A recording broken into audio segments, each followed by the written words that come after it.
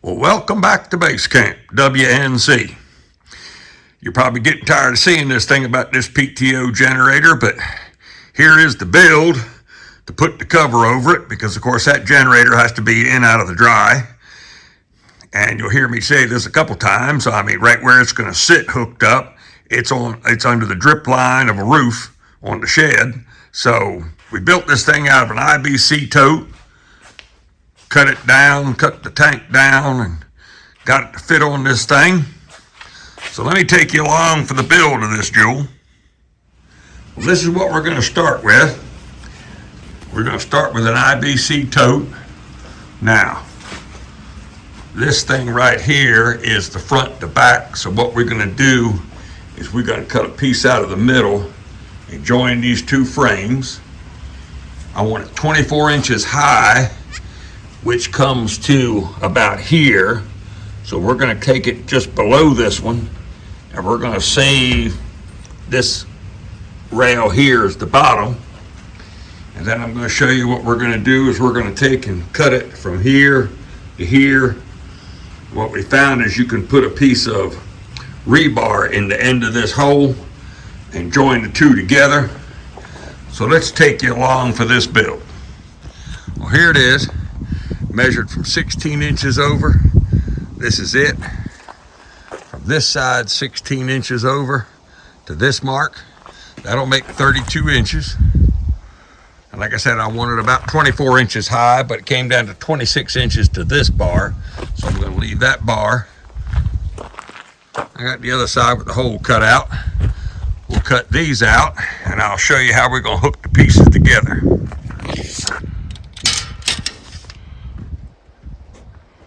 Well, here it is, two pieces, and ends up 32 inches wide. I need about 36, 37 inches, so 40 inches long is going to be plenty long enough. So I'm using these self-tapping metal screws. Came down like 4 inches and put one in all the way down here. I got to put this one here to screw in yet. Okay, what I'm doing here, taking 1/2 inch rebar, 8-inch long piece, because it is possible to put a round peg into a square hole. I'm going to drive this thing down, and this way it'll go down and stop against that screw. And you'll see when I put the two halves together, one doesn't just keep pushing on in and fall into the hole. So we're going to try to see if this works now. Well, there they are. The round peg fit not bad into the square hole. It took a little bit of effort to get it in, but there they are there. I think the fun part's going to be taking the other half and starting all 8 of these at one time. We'll have to see how that goes. Well, if you notice, when I cut this thing, both of them bowed out. So in order to get them all to start and hold, I put ratchet straps between the two sides here. It kind of kept pulling in. But I still had a problem because they were kind of like bowed up and down. So now I have a ratchet strap from the bottom to the top. And now when you kind of beat on it with a hammer, they slide in.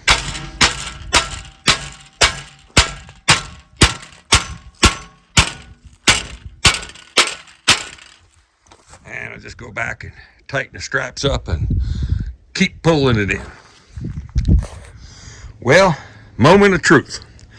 Of course, it was bowed out here a little bit, so I just took the great big splitting maul and hit on every one of them. So now the moment of truth is when I take all these straps out, is it going to fly apart? Well, now, of course, I cut it off the height of the cage. And I think what I want to try to do is split this thing right here and go around the fill knob. So when I put it in the cage, this piece will come all the way over here. I'll be able to caulk it up, put some pop rivets in, and maybe seal it. So I'm planning on leaving it as long as I can, and I can always trim it down, but then I won't be able to add to it if I cut it short. So there it is. I split it down the middle, cut out around the fill hole. Got to cut that little tab off right there, and then we'll see if it fits in the whole thing. Well, as you can tell, there's a good bit of overlap because the one underneath is about over to here.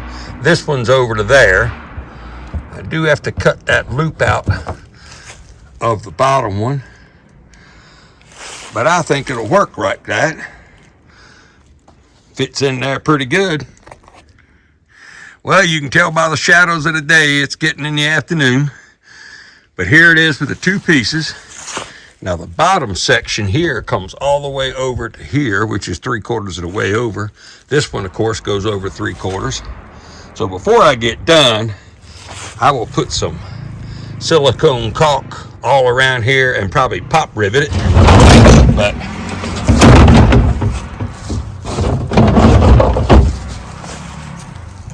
and it will get screwed from the inside into the frame. But right now this thing had some degreaser or something in it, and it's kind of slimy, so it needs to be washed down. I will, as usual, paint black, probably on the inside so it doesn't get scratched, but go ahead and paint this whole thing black so it doesn't have any condensation or sweat in it if it just sits in the sunlight. Well, here it is. It is still the original width, which is like 38 inches. It's been cut down 36 going this way. Right here is the seam where the two pieces met. Cut the tank up, I showed you that. I painted it black. And we went around the bottom edge and put 1/4-inch bolts through the frame, through the plastic to hold it in. And now we gotta put a board across here to mount to the generator frame and cut this hole out that'll go around the frame. And we're getting closer to being done all the time. Well, here's the hole I was talking about, because this frame, I actually mounted it to the front end of the carrier, but I have two supports that come here to the front to the back. So basically, we cut up about 18 inches, 25 inches wide, and came back down. And we've got this end of the tank and the 4 little bolts I'll show you. There's 4 frame rods that come down. We put 2 1/4-inch bolts all the way through them. So there's 8 bolts that hold the hinge part on. And of course we got it screwed to the plastic to the bottom edge.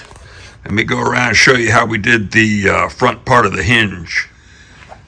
Well, I had to change it around. I was only going to have, this is the board that is hooked to the frame. This is the one I was going to hook to the carrier. But when it tilted up, top part of the frame hit the part of the hitch, and that wouldn't work. So just put an extra board in there. So this side of the hinge is all screwed and bolted to the steel frame. Here's the hinges, and this comes up. This is what it's going to look like here. And then I bolted this here, put caulk between the two, because like I said,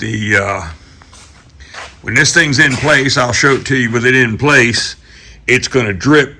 The drip edge of the roof is going to drop right on the center of it, and it would leak all over the generator.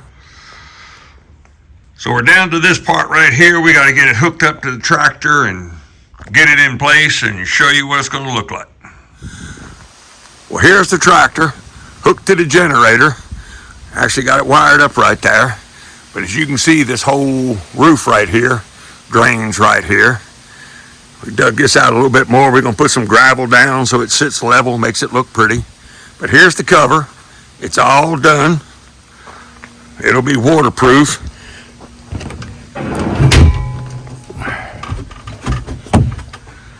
And what I've done, I've stuck a board on a hinge, put that in there so